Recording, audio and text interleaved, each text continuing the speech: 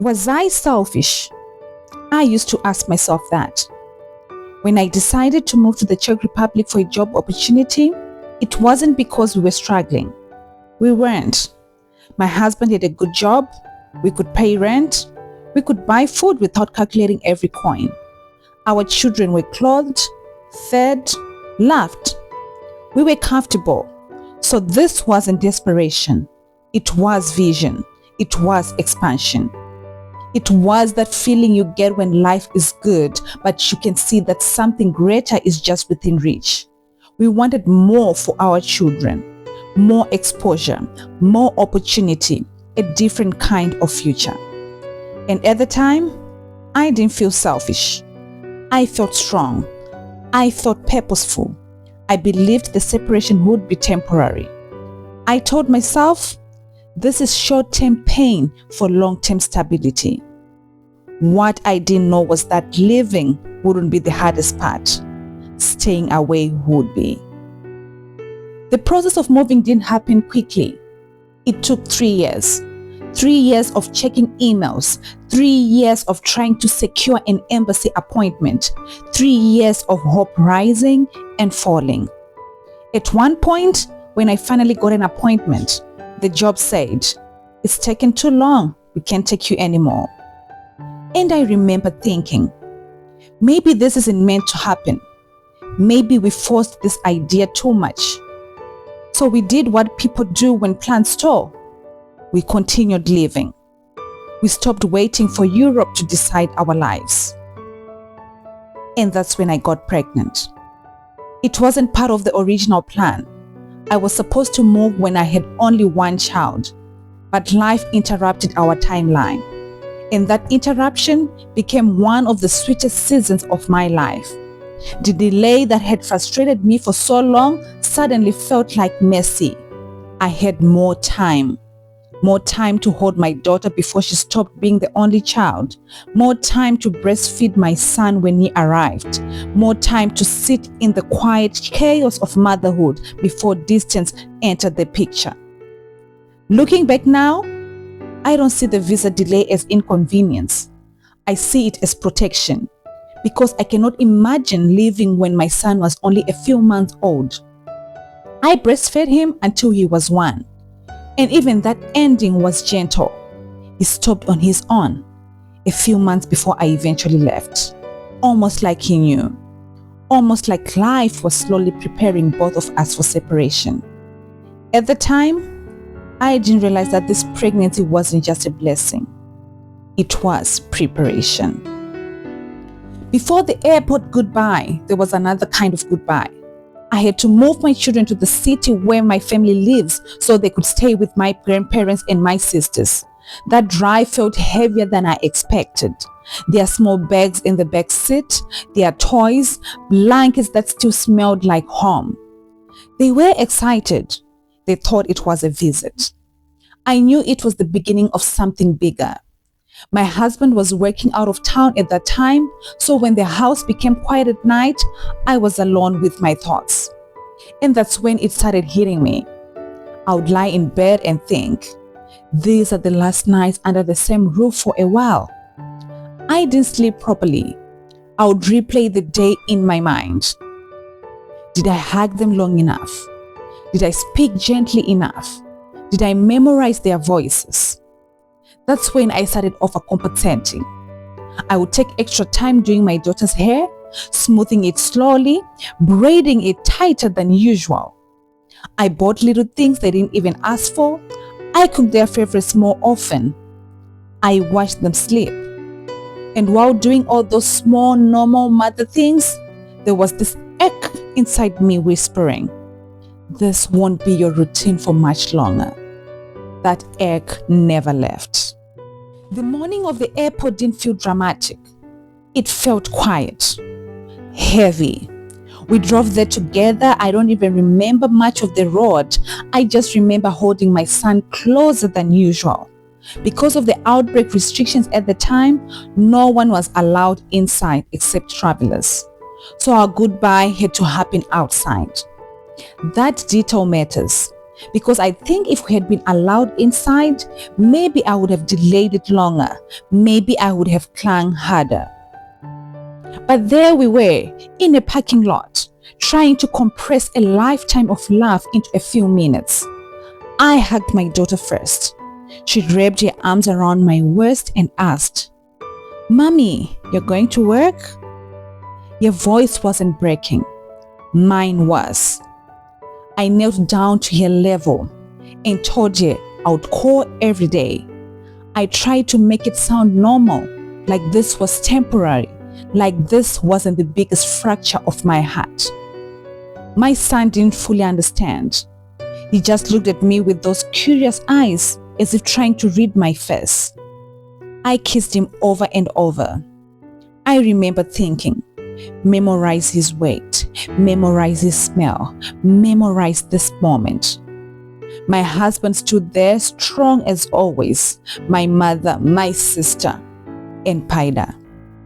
Everyone trying to make it easier by not making it too emotional. Then came the moment I had to walk.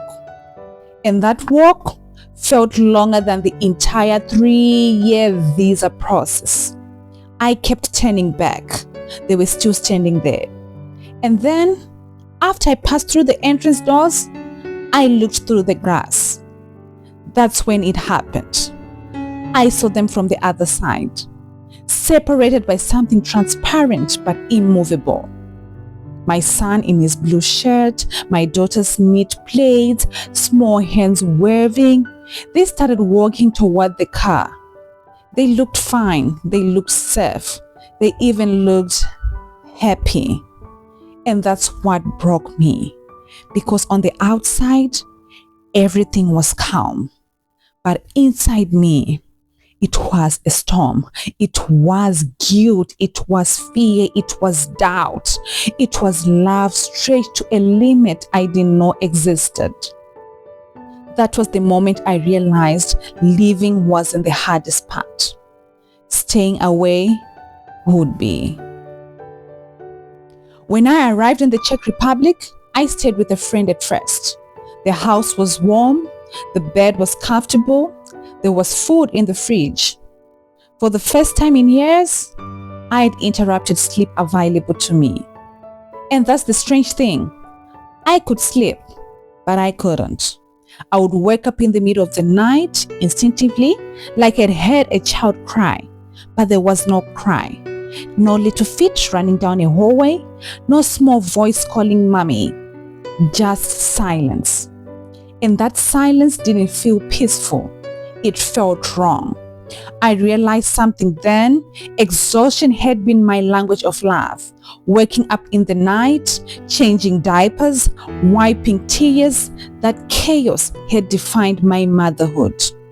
And now I had rest, but it felt like loss. Video calls became my lifeline. Every day, Paida would send pictures of them eating, pictures of them playing, pictures when they went out somewhere. At that time, those pictures served me.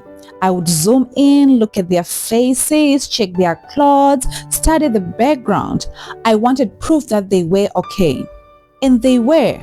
They looked happy, healthy, laughed. And that gave me comfort. But now that they are here with me, I can't look at those pictures. If I scroll back and see them from that time, my throat closes, my chest tightens. It feels like I can't breathe properly. It's not because they look unhappy. They don't. They look fine. But those pictures carry something else. They carry my absence. They are proof that life continued without me physically there. And when I see them, I feel this wave of guilt. Why did I do this to them? Why did I do this to myself? Sometimes I even feel pity when I look at those photos. Not because they lacked love, they had love, but because I wasn't the one holding them in that moment. It's a reminder of a season I survived, but don't want to revisit. Sometimes I wish I could pretend that time never happened, but it did, and it shaped all of us. There are certain moments in motherhood you imagine long before they happen. With your first child especially, you picture them so clearly. The first day of school, packing the little lunch box, choosing the uniform, holding their hand as you walk to the gate, trying not to cry as they step into a classroom without you. When my daughter started school, I was already here. I didn't do the school run. I didn't pack her first lunch. I didn't stand at the gate pretending to be brave. I saw it through pictures, through updates, through a screen. And she looked beautiful, so confident, so ready. And I was proud. But pride and pain can exist in the same space. Because as much as I celebrated her, I knew I had missed something that I'd always imagined being part of. That quiet walk to school, that squeeze of your hand, that you'll be fine moment. Instead, I was miles away, adjusting to a new country, building a future while missing a present I couldn't get back. And then there was my son. With my daughter, I'd been hands-on with everything, especially potty training. I remember the encouragement, the accidents, the small victories, the joy of saying, "You did it." With my son, I didn't even know they had started training him. One day, casually, I was told, "He's off diapers now." Just like that. No process, no little updates of how it was going, no moment where he ran to me proudly. Of course, it was good news. Good for my pocket, no more buying diapers, but hard on my heart. Because I realized he had crossed a milestone without me standing there cheering. And that's when it truly hit me. Distance doesn't just make you miss moments, it makes you miss versions of yourself, the mother who would have been there for that. Paida loved my children, truly loved them, and for that, I will always be grateful. She sent pictures almost every day, updates, voice notes. She showed up. But love can be complicated. There were moments when my daughter would say, "Paida is Andy's mom. You are my mom." And I would smile, because in that sentence, she was protecting me. She was placing me in my position. But at the same time, it hurt. Because my son was forming attachments, creating comfort, building routines with someone else. And I wasn't there. I felt jealousy. I felt gratitude. I felt replaced. I felt relieved. All at the same time. It's a strange thing to love someone deeply for stepping into a space you wish you didn't have to live. There were weekends when I tried to go out with friends here, to feel normal, to feel young, to feel something other than longing. And sometimes I would catch myself laughing, and immediately guilt would follow. How can I be happy when my children are not with me? I almost punished myself, as if joy was not allowed until we were reunited. Looking back now, I realized it was surviving. But at the time, I felt suspended, like my life was paused. That season changed me. It stripped away the version of strength I had when I made the decision. It forced me to ask hard questions. Was I selfish? Did I do the right thing? I still don't have a perfect answer. What I do know is this. Motherhood did not end when I boarded that plane. It just changed form. It became the late night tears in a quiet room. It became Wi-Fi connections and a screenshot. It became trusting someone else to hold my babies while I built something for them. And love? Love stretched. It hurt. It grew. It survived. And maybe that's the part I didn't understand before all of this. Motherhood is not defined by proximity. It's defined by presence. Even when that presence travels through oceans, glass doors, and phone screens. And if you're in that season right now, if you're loving your children from a distance, you're not alone. And the ache you feel, it doesn't mean you failed. It means you loved deeply. If these stories resonate with you, please like and subscribe for more episodes that are coming.